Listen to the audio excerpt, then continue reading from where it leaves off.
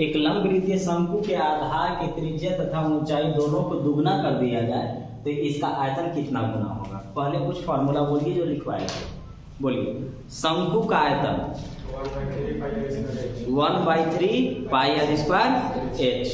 शंकु का वक्र पृष्ठ क्षेत्रफल पाई आर एल। शंकु का संपूर्ण पृष्ठ क्षेत्रफल pi r l plus pi r square. शंकु का जो आधार होता है वो कौन सी आकृति का होता है? वृत्त आकार का होता है। तो वृत्त आकृति का है तो अगर आधार का क्षेत्रफल हुआ तो आधार का क्षेत्रफल मतलब वृत्त का क्षेत्रफल लागू होगा, और अगर आधार का परिमाप का है यानी परिमिति कहा तो वृत्त का परिमिति लागू होगा या परिधि लागू होगा, जिसको 2 पाई आर कहते हैं। तो फिलहाल आपसे कहा गया कि अगर मैं शंकु की आधार की त्रिज्या ऊंचाई को अगर दुगना कर दूं तो क्या होगा। तो मैं इसको दो तरीके से बनाऊंगा, पहले देखिए कैसे बनाते हैं। तो अभी आपको त्रिज्या नहीं पता है, हम मान लेते हैं त्रिज्या r होगा। ऊंचाई हमको नहीं पता है, मेरा ऊंचाई h होगा। तो आयतन क्या होना चाहिए? तो आयतन होगा 1/3 पाई आर स्क्वायर एच आयतन। अब कह रहा है ना कि सब दुगना करिए, मतलब r हो जाएगा 2r और h हो जाएगा 2h। तो अब आयतन क्या होगा?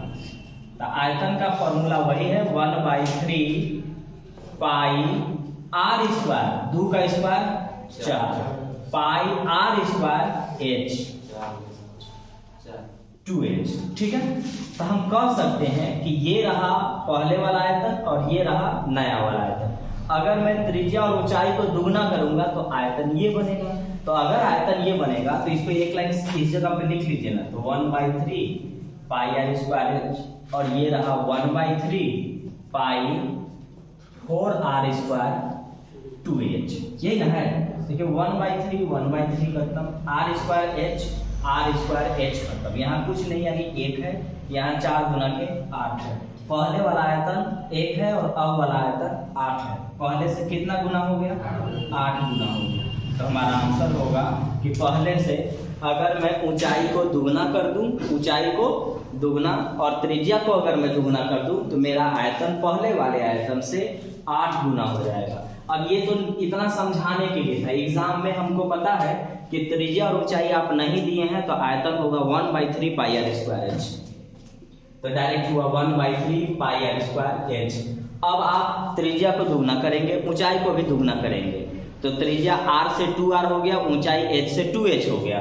तो 1/3 पाई आर स्क्वायर, 2 का square 4 pi r square h कितना है? 2h है।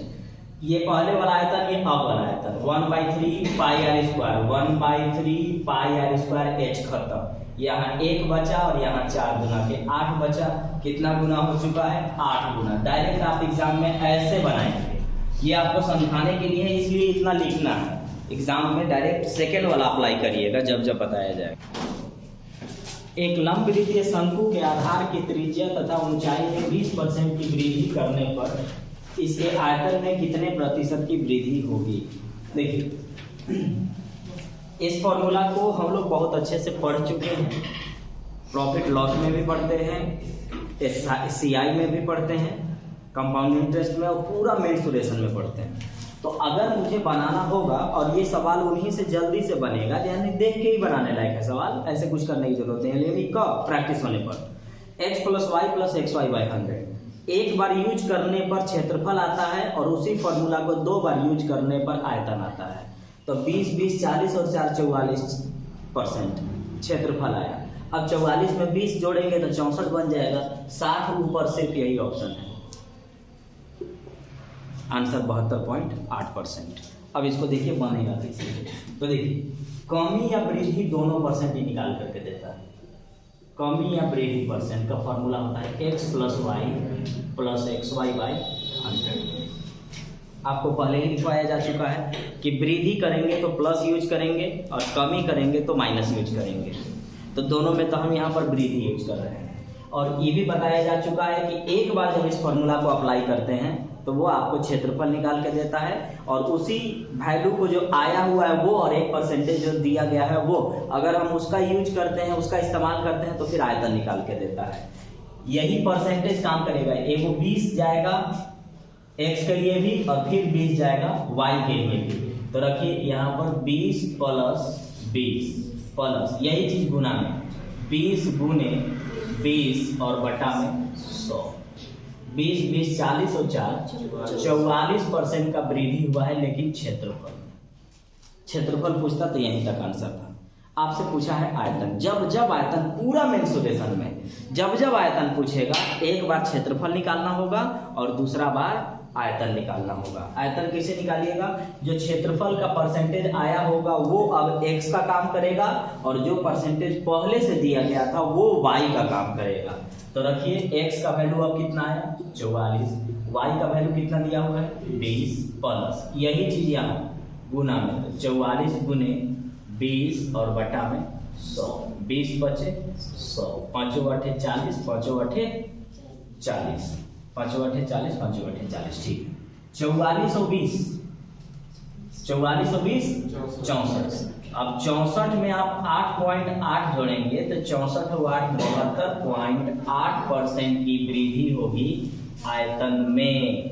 ध्यान रखना है, कमी में इसी फॉर्मूला में माइनस यूज कर लेंगे, वृद्धि में इसी फॉर्मूला में प्लस यूज कर लेंगे।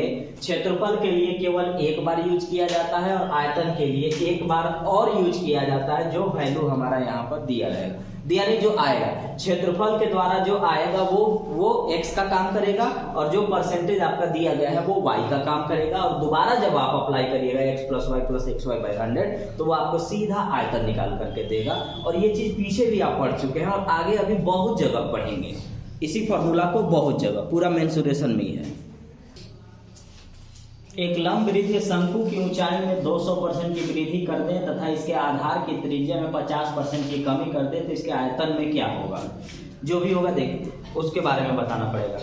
फॉर्मूला है कमी या वृद्धि परसेंट का फॉर्मूला होता है x plus y plus x y by 100। ये फॉर्मूला अगर एक बार यूज करेंगे तो क्षेत्रफल निकाल करके देगा, दो बार यूज करेंगे तो आयतन निकाल करके देगा। क्षेत्रफल जो आया होगा उसी को यूज करना है आगे आयतन में। लेकिन अब इस बात का ध्यान रखना है कि कमी में माइनस यूज किया जाता है और वृद्धि में प्लस यूज किया जाता है। तो क्या करना होगा ये देखना होगा। तो पहले ये देखिएगा, बगल में फॉर्मूला लिख के आपसे क्या पूछा है, शंकु का आयतन। शंकु का आयतन 1/3 पाई r स्क्वायर h, मतलब r 2 बार और ऊंचाई 1 बार। r 2 बार और ऊंचाई 1 बार। जब मन तब यूज करिए, हमें कोई लेन देन नहीं है।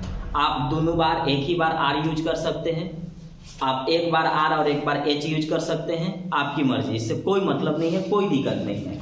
लेकिन बस इस बात का ध्यान रखना चाहिए कि r का बार यूज होना चाहिए 2 बार, क्योंकि फॉर्मूला में ही है। और h कितना बार यूज होना चाहिए? 1 बार। कमी होगा तो माइनस यूज करेंगे, वृद्धि होगा तो प्लस यूज करेंगे। तो यूज करिए यही formula x plus y plus x y by 100। तो x का मान मैंने 200 दे दिया, y का मान मैंने 50 दे दिया। अब वृद्धि किए हैं तो प्लस लिखेंगे, तो ये रहा 200।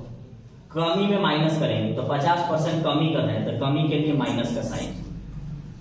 ये वाला अभी प्लस रहने दीजिएगा, यहाँ के अनुसार बदल देंगे। अब यही चीज यहाँ गुना में, तो 200 गुने -50 और बटा में 100, -50 बटा में 100, डबल जीरो खत्म। 200 में से 50 किया 150, कि प्लस माइनस माइनस 50 आया कितना? 100% आया। 50 गुना 100, 50 गुना 100 आया। तो 150 में से 100 घटाएंगे 50। अगर प्लस में आया तो वृद्धि कहेंगे, माइनस में आता तो कमी करते। तो ये क्षेत्रफल में अगर क्षेत्रफल पूछता तो क्षेत्रफल में 50% की वृद्धि होगी। अगर ऐसा पूछता तब ये क्षेत्रफल तक रह जाता है। अब क्षेत्रफल के बाद आपको यूज करना है आयतन। आयतन कब यूज करना है? जो ये वैल्यू आएगा वो अब x का काम करेगा और जो बचा हुआ है वो y का काम करेगा। तब कंफ्यूजन आपको होगी कि यहाँ पर तो 2% हम किसको दें, तो आपको इसीलिए मैं यहाँ फॉर्मूला लिखवा दिया था कि r को 2 बार यूज करना है और h को 1 बार यूज करना है। तो एक बार r और एक बार h यूज कर लिए तो इधर ठीक है, r और h यूज हो गया तो एगो r अभी बचा हुआ है ना, तो अब इस परसेंटेज के साथ r यूज होगा। तो x का वैल्यू मैंने 50 दे दिया, y का वैल्यू अब 50 होगा, लेकिन ये अब किसके साथ? कमी। ये 50 मैंने x को दिया है, ये वाला 50 को दिया है, अब y जो है वो r आएगा, तो r यहाँ पर 50% कमी का मतलब माइनस, तो -50, ये प्लस से अभी रहने दीजिएगा, लास्ट में इसको देखेंगे। यही चीज गुना में 50 गुने -50 और बटा में 100, प्लस माइनस ये तो गया, यहाँ से डबल जीरो खत्म, 50 25 माइनस में 25%। अगर वैल्यू माइनस में आए तो कमी कहते हैं और प्लस में आए तो वृद्धि कहते हैं। तो 25% की कमी हो चुकी है इसके आयतन में, 25% की कमी हो है उसके आयतन में। एक बार फिर से x + y + xy / 100 एक बार यूज करेंगे तो क्षेत्रफल निकालेगा। क्षेत्रफल का जो डेटा आएगा उसको जिसके साथ जरूरत होगी अगर उसको हम रखेंगे तो वहां से आयतन निकाल करके देगा। वृद्धि में प्लस यूज करेंगे, कमी में माइनस यूज करेंगे। तो हमने यहाँ पर देखिएगा वृद्धि में प्लस यूज किया है, कमी में माइनस यूज किया है। इसका वैल्यू 50% प्लस में आया, क्षेत्रफल में 50 वृद्धि हो चुका है। अब ये वाला x का काम करेंगे और अब जो बचेगा y का। लेकिन इस बात में 2 परसेंटेज है तो कंफ्यूज नहीं होना है, फॉर्मूला लिख लेना है। r² का मतलब हुआ कि r 2 बार आना चाहिए और h 1 बार, तो r और h यूज कर लिए तो h खत्म, बचा r। इस परसेंटेज के साथ r को रखेंगे। वृद्धि रहता तो प्लस कर लेते, कमी आया है तो माइनस यूज करेंगे। तो यहाँ पर कमी है तो x, फॉर्मूला यही है x + y + xy / 100। बस कमी आएगा तो वहाँ माइनस कर देना है, सॉल्व करेंगे। अगर फाइनल आंसर प्लस में आया तो वृद्धि कहा जाता है, फाइनल आंसर माइनस में आया तो उसको कमी कहा जाता है। एक शंकु आकार तंबू की ऊंचाई 14 मीटर तथा इसके फर्श का क्षेत्रफल 346.5 मीटर स्क्वायर है। इसे बनाने में 1.1 मीटर चौड़ा कितना कपड़ा लगेगा? मतलब चौड़ाई बता दिया 1.1 मीटर है, अब लंबाई बताओ। तो आपको पहले बता चुका हूं कि अगर मैं तंबू लगाना चाहता हूं, टेंट लगाना चाहता हूं, तो टेंट का कपड़ा ऊपरे वाला लगता है और ऊपरे वाले को वक्र पृष्ठ कहते हैं। तो इसका मतलब पहले आपको वक्र पृष्ठ क्षेत्रफल निकालना है और क्षेत्रफल में अगर आप चौड़ाई से भाग देंगे तो आपको लंबाई निकल जाएगा। तो पहले मैं 2 स्टेप पूरा लिख के बनाता हूँ, फिर एक स्टेप में बना दूंगा। तो सबसे पहला चीज कि आपको क्या करना होगा कि यहाँ पर आपका ऊंचाई दिया हुआ है, फर्श का क्षेत्रफल दिया हुआ है। आपको पता ही है कि जो दिया जाता है उसी का फॉर्मूला लगाया जाता है। तो फर्श जो होता है वो कौन सा आकार का होता है? वृत्त आकार का होता है और वृत्त का क्षेत्रफल होता है πr²। तो ये दिया हुआ है क्षेत्रफल 346.5 क्षेत्रफल है, क्षेत्रफल का फॉर्मूला लगेगा πr²। क्योंकि फर्श जो होता है वो वृत्त आकार का होता है, इसीलिए मैं पहले ही क्लियर कर देता हूँ जब भी छापता हूँ कि ये जो है ये तंबू लगेगा, टेंट ऊपर वक्र बोलते हैं और ये वृत्त आकार का है। तो ये क्षेत्रफल देगा तो πr² लगेगा, परिधि देता तो 2πr लगता, तो जिसका जो फॉर्मूला है वही लगेगा। तो यहाँ पर हमारे पास आ गया क्षेत्रफल हमने लगाया, एक अंक के बाद पॉइंट है, एक नीचे 0 लगा दीजिए, काट दीजिए। 11 दूना 22, 11 तिया 33, 11 एकम 11, 11 पच्छे 55 और काट सकते हैं। 5 दूना के 10, 5 छक 30, 5 एकम 5, 5 दिया 15, 5 36, 5 दिया 15। अब क्या करना होगा कि अब आपको यहाँ से गुना करना पड़ेगा, लेकिन यहाँ से जो है r² अभी 7 है, 7 से गुना करिए, ये गुना करिए यहाँ और ये गुना करिए यहाँ। तो ये करिएगा तो 7 3 21, 7 6 42 और 2 44 और ये 2 दूना के 4 बराबर r²।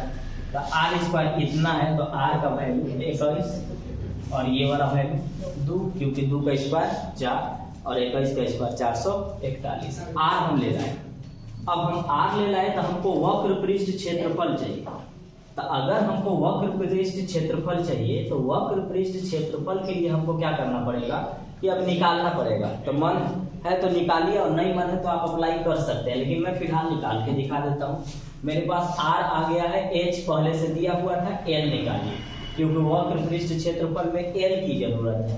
तो l बराबर होता है √अंडर में h² plus r², h² plus r²।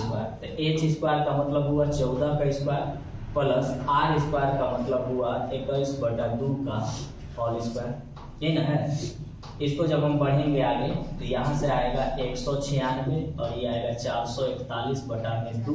ये तिरछा तिरछी गुना 2 का स्क्वायर 4, हाँ ये यहाँ आएगा 4 से गुना करेंगे तो आएगा 4 छक 24, 4 9 36 और 2 38, 4 एकम 4 और 3 7 प्लस 441 41 और बटा में 4। जब हम इसको जोड़ेंगे तो आएगा 1225 बटा में 4। अब ये भी आपको पता होना चाहिए कि 1225 35 का स्क्वायर होता है और ये 2 का स्क्वायर होता है। तो L तो हम यहाँ से निकाल लिए। अब आपको चाहिए वक्र पृष्ठ क्षेत्रफल। तो वक्र पृष्ठ क्षेत्रफल चाहिए, वो भी वक्र ले देते हैं। वक्र पृष्ठ क्षेत्रफल, वक्र पृष्ठ क्षेत्रफल होता है पाई आर एल। वक्र पृष्ठ क्यों निकाल रहा हूँ? क्योंकि टेंट जो लगाया जाता है वो वक्र पृष्ठ पर ही लगता है। तो निकालिए पाई आर 21/2 एल 35/2। यहां से खत्म। 3 बार में 11 बार में ये वाला वैल्यू आया क्षेत्रफल। अभी तुरंत आपको हम बताएं कि क्षेत्रफल में जब हम चौड़ाई से भाग देंगे तो लंबाई निकलेगा, और आपको लंबाई चाहिए था तो आप लंबाई निकालिए। लंबाई निकालने के लिए पूरा क्षेत्रफल में 11 गुने 3 गुने 35 बटा में 2 में आपको भाग देना होगा चौड़ाई से। क्षेत्रफल में चौड़ाई से भाग दीजिएगा तो लंबाई निकलेगा, क्षेत्रफल में लंबाई से भाग दीजिएगा तो चौड़ाई निकलेगा। आपको चौड़ाई से भाग देना, ठीक है। इस पॉइंट के बदले ऊपर में 0 लगा दीजिए। 11 से 11 खत्म हो गया। इसको काटेंगे तो 1 7 5 गुना करेंगे तो 5 25 5 7 21 हो गया। 7 21 3 5 15। अच्छा ठीक है, 3 से किया ना, 3 5 15 के 5 3 7 21 हो गए 22 3 एकम 3 और 2 5 525 मीटर इसकी लंबाई, 525 मीटर इसकी लंबाई होगी। दूसरा तरीका से बताता हूँ, कुछ छोटा होगा। इसी सवाल को हल्का छोटा करेंगे, थोड़ा स्पीड चलेंगे। देखिए हल्का छोटा का मतलब हुआ कि एग्जाम में तो हम तभी बना पाएंगे जब सब कुछ पहले ही पता होता है, नहीं तो नहीं बनेगा। वो आप सोचिएगा कि स्टेप बाय स्टेप चल रहे हैं, बनता जाएगा। पहले से अगर पूरा चीज नहीं पता है तो आप बना नहीं पाएंगे, और दूसरा अगर बन भी गया तो टाइम बर्बाद कर चुके होंगे। एक शंकु आकार तंबू की ऊंचाई 14 मीटर। फर्श का क्षेत्रफल हमको पता है, फर्श का क्षेत्रफल वृत्ताकार का होता है, वृत्त का क्षेत्रफल लगाएंगे। वृत्त का क्षेत्रफल होता है पाई आर स्क्वायर, और ये है 346.5। एक अंक के बाद पॉइंट, नीचे में 1 0। 11 दूना 22, 11 तिया 33, 11 एकम 11, 11 पच्चे 55, 5 दूनी 10, 5 छक 30, 5 तिया 15। ये तिरछा तिरछी गुना, तो ये गया तो 7 3 21 और 7 छक 42 और 2 44, यानी 441 है, जो कि आर का वैल्यू 21 और 2 दूना के 4 का मतलब 2। ठीक है, अब देखिए तो आपको पता होगा कि 21 जब हम देखते हैं ना, 21 देखते हैं तो हमको याद आता है 21 28 35। 21 देखने के बाद यही ना होता है 21 28 35। लेकिन हमारे पास तो ये है, लेकिन ये क्या कर दिया, ये तो आधा कर दिया। तो आधा कर दिया तो आधा कर लीजिए ना आप भी। तो एल निकल गया, ये क्या निकल गया, एल निकल गया। अब आप डायरेक्ट क्षेत्रफल, आपको पता है कि लंबाई चाहिए, क्षेत्रफल में चौड़ाई से भाग दिया जाता है। तो क्षेत्रफल है हमारा पाई आर एल, पाई आर एल, ये क्षेत्रफल है। क्षेत्रफल में जब हम चौड़ाई से भाग देंगे ना तो हमको लंबाई निकल जाएगा। ठीक है, देखिए यहाँ से 11 बार में इस अंक के बाद पॉइंट है, तो उसके लिए वो आप क्या करेंगे, ऊपर में 0 लगा देंगे। 11 से 11 खत्म, 2 से काटेंगे 5 बार में, काटेंगे 7 बार में, 5 25, 5 7 35 के 5, 2 ऑप्शन में है। गुना करेंगे तो ये रहा 35 7 25 35 गुने 35, 7 3 हाँ 7 3 21। अब 35 गुने 5 दिया 15, तो 15 25 75, 15 दिया 45, 45 और 7 52। देखिए कितना छोटा हो गया। तो आप सब कुछ अगर आप जानिएगा तो बहुत आसानी से निकल जाएगा, नहीं जानिएगा तो हर एक चीज करना पड़ेगा आपको। दो शंकु में से एक का वक्र पृष्ठ दूसरे के वक्र पृष्ठ से दोगुना है तथा दूसरे शंकु की तिर्यक ऊंचाई पहले शंकु की तिर्यक ऊंचाई से दोगुना है। दूसरे तथा पहले शंकु की त्रिज्या का अनुपात बताएं। ये रहा पहला शंकु और ये रहा दूसरा शंकु। पहले शंकु की तिर्यक ऊंचाई दूसरे शंकु की तिर्यक ऊंचाई पहले शंकु के तिर्यक ऊंचाई से दुगनी है। मतलब इसका जो L है, इसका जो L है, अगर इसका L 1 है तो इसका L 2 होगा। L मतलब तिर्यक ऊंचाई, दूसरे शंकु की तिर्यक ऊंचाई पहले वाले शंकु की तिर्यक ऊंचाई से दुगनी है। तो हमने पहला इसको 1 दिया तो इसको 2 दे दिया। अब इसकी त्रिज्या को मैं छोटा वाला r कह रहा हूँ और इसकी त्रिज्या को बड़ा वाला r कह रहा हूँ, क्योंकि हमको इन्हीं का रेशियो बताना है। अब इसके बाद एक लैंग्वेज में जो दिया गया है अब आपको पता है, और इसमें हम आपको कई बार बता चुके हैं कि जिसके साथ का या से लगता है आपको गुना उसी में करना था। जिसके साथ का और से लगेगा गुना आपको उसी में करना है। तो बोलता है ना कि पहले शंकु के वक्र पृष्ठ क्षेत्रफल दूसरे के वक्र पृष्ठ क्षेत्रफल से दुगना है। मतलब पहला का वक्र पृष्ठ दूसरा से दुगना है, तो से किसके साथ लगा? दूसरा के साथ, दूसरा के साथ, यानी पहले का वक्र पृष्ठ दूसरे के वक्र पृष्ठ से क्या है? दुगना है। जिसके साथ का और जिसके साथ से लगेगा गुना आपको उसी में करना है। तो पहले का वक्र पृष्ठ दूसरे के वक्र पृष्ठ से दुगना है, से वही लगा था, गुना कर दिया। वक्र पृष्ठ होता है पाई आर एल, एल इसका कितना है? 1। वक्र पृष्ठ होता है पाई आर एल, एल कितना है? एल कितना है? 2 है। ठीक, लेकिन अच्छा एल तो 2 है, तो एल ना हम अभी 2 लिखे हैं, इसका 2 तो अभी नहीं लिखे हैं। अरे दुगना तो अलग है। मैं यहाँ क्या लिखा हूँ? पाई आर लिखा, एल तो एल क्या आया है इसका? 2, तो वहां मैंने लिखा। अभी अब 2 से गुना करना बाकी है। पाई और पाई खत्म, आर और आर। ध्यान से आपको दूसरा के पहला से अनुपात बताना है। तो दूसरा ही बढ़का है, तो इसका मतलब बढ़का को ऊपर रखिए और छोटका को नीचे भेजिए। नीचे 2 दूना के 4 नीचे जाएगा, तो ऊपर में 1 है, नीचे में गया 4। ऊपर में बड़ा वाला आर है, नीचे में छोटा वाला आ गया। बोलिए बड़ा दूसरा त्रिज्या और पहले वाले त्रिज्या में कितना का अनुपात है? दूसरे तथा पहले शंकु की त्रिज्या का अनुपात, दूसरे तथा पहले शंकु की त्रिज्या का अनुपात। ठीक है, कोई बात नहीं। 4 यहां तक तो ठीक है, ठीक है। आर को यहाँ भेजिए, 4 को यहाँ भेजिए, ठीक है, जा रहा है जी। 1/4 ये बना आपके पास आर बटा में आर, आर बटा में आर। हमने इस वाले को सही है, दूसरे का त्रिज्या पहले का त्रिज्या, तो दूसरे का त्रिज्या 1 है और पहले का त्रिज्या 4 है, इसलिए आंसर होगा 1:4। ऑप्शन है 1:4। इसमें गड़बड़ हुईगा तो हमेशा गलती होगा, इसलिए देख करके समझ के बढ़िया से बनाइएगा।